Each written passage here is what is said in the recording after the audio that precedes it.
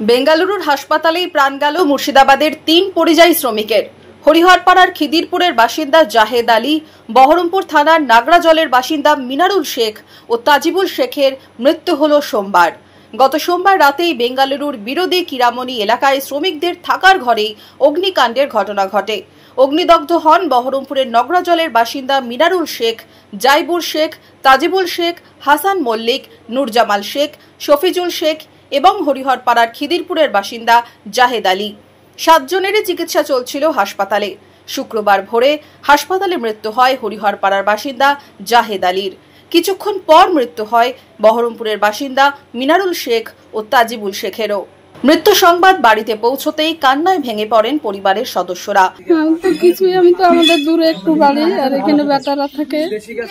দিয়ে তো শুনতে পেয়েছি যে গ্যাসে পুড়িয়ে গেছে, তাই শুনতে পেয়েছি। কোথায় কোথায় পুড়েছে গেছে?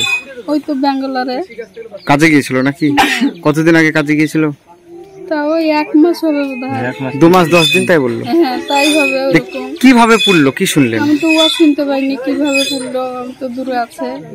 আপনার ছেলে হচ্ছে? আমার ছেলে। ভিন রাজ্যে কাজে গিয়ে অগ্নিদগ্ধ হয়ে 3 শ্রমিকের অকাল মৃত্যুতে শোকস্তব্ধ পরিবার পরিজনেরা।